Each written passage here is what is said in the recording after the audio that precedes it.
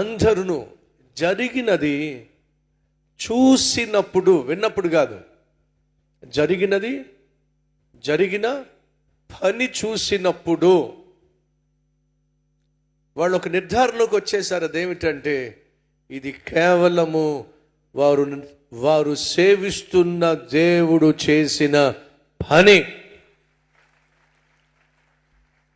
ఎవరు చేశారట ఈ పని మా దేవుని వలన జరిగినదని వారు తెలుసుకున్నారు. తమ్ముళ్ళు, చెల్లెళ్ళు, ఎగ్జామ్స్ కోసం ప్రిపేర్ అవుతున్నారా? ఆ ఎగ్జామ్స్లో మీరు ఎలాంటి మార్కులు సంపాదించాలో తెలుసా? నువ్వు సాధించిన విజయాన్ని గూర్చి విన్నప్పుడు మీ బంధువులు కావచ్చు, మీ స్నేహితులు కావచ్చు, లేక మీ చుట్టూ ఉన్నటువంటి వాళ్ళు కావచ్చు, ఇది కేవలము వాళ్ళు నమ్ముతున్న దేవుడి వల్ల మాత్రమే ఇది సాధ్యమైంది. ఉద్యోగం చేసే చోట మీ చేతికి పని ఇవ్వబడుతుంది, బాధ్యతలు ఇవ్వబడతాయి, ప్రాజెక్టులు ఇవ్వబడతాయి.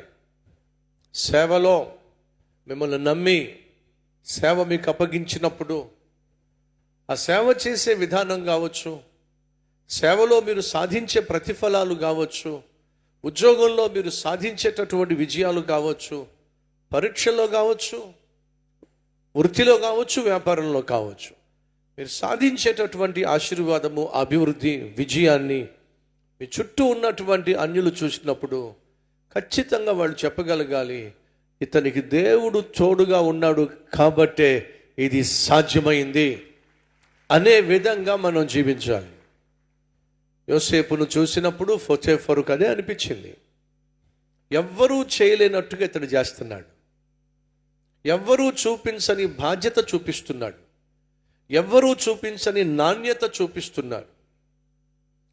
పనిచేసేవాళ్ళు మధ్యలో కాలక్షేపం చేస్తూ ఉంటారు, కబుర్లు చెప్పుకుంటూ ఉంటారు. కానీ ఈ యోసేపు మాత్రం ఎప్పుడు చూసినా ఏదో ఒక పని చేస్తూనే ఉంటాడు. ఎందుకు ఈ శ్రద్ధ,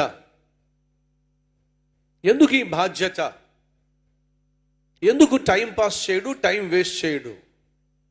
దీనికి కారణం ఏమిటి? సాధారణంగా క్లాస్లో టీచర్ వచ్చినప్పుడు అందరూ పుస్తకాలు తెరిచేస్తారు. ఆ టీచర్ వెళ్ళిపోయిన తర్వాత ఫస్ట్ చేసే పని ఏంటంటే పుస్తకాలు మూసేస్తారు. ఆఫీస్లో కూడా పనిచేసేటప్పుడు బాస్ వస్తున్నాడని చెప్పంటే కుదురుగా అందరూ వచ్చి వాళ్ళ కుర్చీలో కూర్చుంటారు. వెంటనే సిస్టమ్ మీదకి వెళ్ళిపోయి పని చేసేస్తూ ఉంటారు. అదే బాస్ ఆఫీస్ నుంచి బయటకు వెళ్ళిపోయాడంటే వెంటనే రిలాక్స్ అయిపోతారు. పక్కడితో మాట్లాడతారు, సెల్ ఫోన్ తీసుకుంటారు, బయటికి వెళ్తారు. వీళ్ళ విధానం ఏమిటయ్యా అంటే ఎవరైనా చూస్తేనే పని చేస్తారు. దయచేసి గమనించండి, మీరు ఎవరైనా సరే పై ఉన్న అధికారి చూస్తేనే పనిచేసే వాళ్ళగా మీరు ఉన్నట్లయితే పనికి మాలినోళ్ళు. అర్థమైందా? పనికి మాలిన వాళ్ళు, బాధ్యత లేని వాళ్ళు. యోసేపు జీవితంలో ఒక అద్భుతమైన సత్యాన్ని తెలుసుకున్నాడు.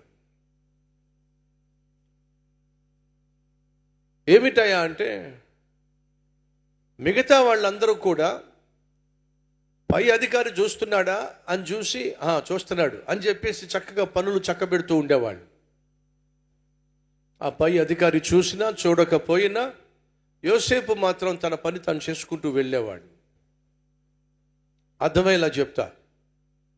యవనప్రాయంలోకి వచ్చిన తర్వాత కొంతమంది ఏం చేస్తారయ్యా అంటే పనికి మాలిన అలవాట్లకు ఎంతో కొంత దాసోహం అవుతారు. కొంతమంది కుర్రవాళ్ళు సిగరెట్లు కాలుస్తూ ఉండొచ్చు, కొంతమంది అమ్మాయిలు అబ్బాయితో మాట్లాడుతూ ఉండొచ్చు. ఎప్పుడైతే సడన్గా మీ ఫాదరు బైక్ మీద వస్తున్నాడని తెలిసిన వెంటనే నువ్వు అబ్బాయితో మాట్లాడుతున్న దాన్ని ఏం చేస్తావు చెప్పు?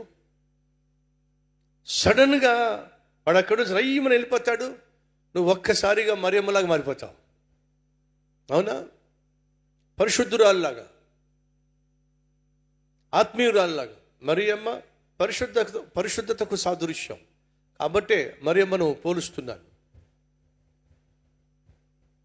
ఎందుకని నాన్న చూస్తున్నాడు, నాన్న చూస్తున్నాడు కాబట్టి నువ్వేం చేస్తున్నావు? చేస్తున్న తప్పును వెంటనే విడిచిపెట్టి కుదురుగా ఉంటున్నావు. సిగరెట్ కాల్చే కుర్రాడు ఉన్నాడు, ఎంతమంది చుట్టూ చూసినా సరే ఏం పట్టించుకోడు, దమ్ము పిలుస్తూ ఉంటాడు. దూరం నుంచి వాళ్ళ నాన్న బైక్ మీద వస్తూ ఉంటే ఏం చేస్తాడు చెప్పండి? వెంటనే సిగరెట్ పక్కన పడేస్తాడు. బుద్ధిమంతుడిగా మారిపోతాడు, యోసేపులాగా మారిపోతాడు. కారణం, నాన్న చూస్తేనే భయం, నాన్న చూస్తేనే కుదురుగా ఉండడం, నాన్న చూడకపోతే ఇష్టం వచ్చినట్టుగా చేయటం, బాస్ చూస్తేనే, పై అధికారి చూస్తేనే కుదురుగా ఉండటం, పై అధికారి చూస్తుంటే, యజమాని చూస్తూ ఉంటేనే ఆ కుర్చీలో కూర్చోవడం, లేకపోతే అస్సలు ఆ కుర్చీ ఎప్పుడు ఖాళీగా ఉండాల్సిందే, చక్కర్లు కొట్టాల్సిందే. ఎవరో తెలుసా? వీళ్ళు పనికిమాలోళ్ళు.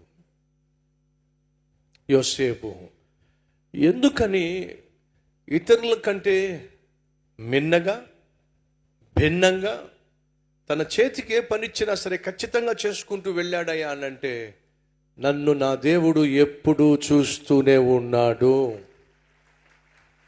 నా పై అధికారి చూడొచ్చు, చూడకపోవచ్చు, ఈ పై అధికారి కంటే పైన ఇంకొక అధికారి ఉన్నాడు, ఆయన ఎప్పుడూ చూస్తున్నాడు. కాబట్టే కదండి పొతీఫరు భార్య ఎవరూ లేరు, రా పాపం చేద్దామని అంటే యోసేపు ఏమన్నాడు తెలుసా? ఇంతటి ఘోరమైన దుష్కార్యము నా దేవుని ఎదుట నేను ఎలా చేస్తాను?